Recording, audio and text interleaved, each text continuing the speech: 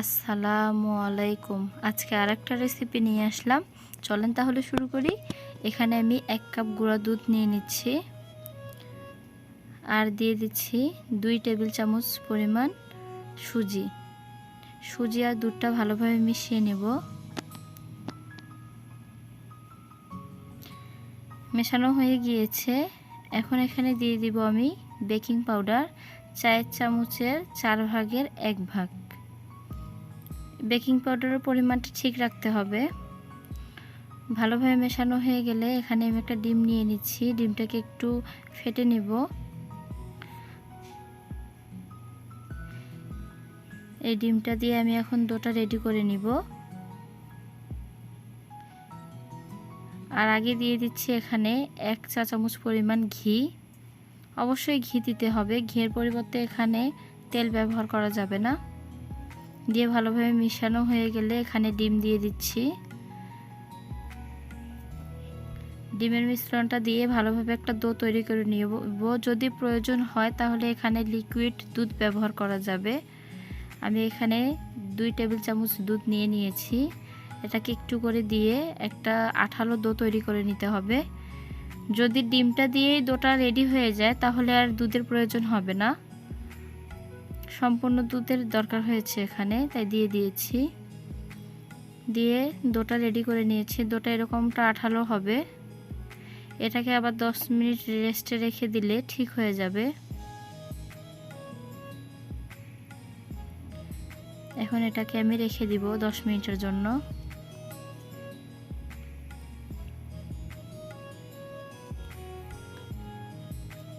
ফিরে আসলাম 10 মিনিট পর। ডোটা সেট হয়ে গিয়েছে। এখন হাতে সামান্য ঘি মেখে মিষ্টিগুলো বানিয়ে নিব।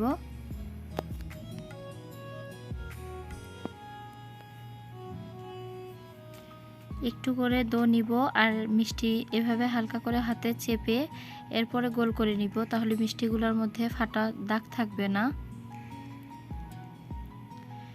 আমরা যদি এই মিষ্টিগুলো প্রথমে বানানোর সময় ফাটা দাগ রেখে দেই তাহলে এগুলো শিরা দেওয়ার পরে আরও বেশি ফেটে যায়। এইভাবে সবগুলো মিষ্টি বানিয়ে নিয়েছি।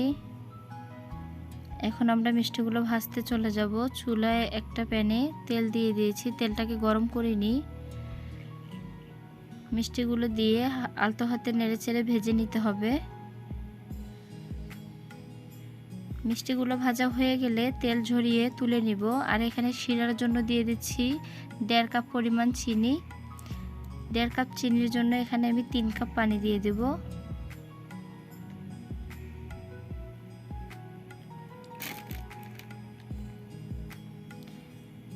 তিন কাপ পানি আর এখানে দিয়েছি আমি 4টা এলাচ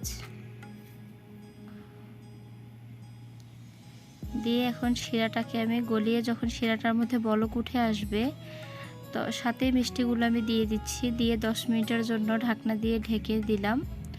10 মিনিট হয়ে গিয়েছে, চুলাটা বন্ধ করে দিব। 10 মিনিট পরে দেখুন মিষ্টিগুলো শিরাতে দেওয়ার পর আরেকটু বড় হয়ে গিয়েছে সাইজটা। 1 ঘন্টার জন্য এক সাইডে রেখে দিয়েছিলাম। 1 ঘন্টা পরে এই যে মিষ্টি সব শিরা টেনে নিয়েছে আর মিষ্টিগুলো অনেকটা সফট হয়েছে। আমি যে একটা কেটে দেখাচ্ছি। ভিডিওটা কেমন লাগলো কমেন্ট করে জানাবেন। আর ভিডিওটা ভালো লাগলে লাইক দিয়ে চ্যানেলটা সাবস্ক্রাইব করে পাশেই থাকবেন।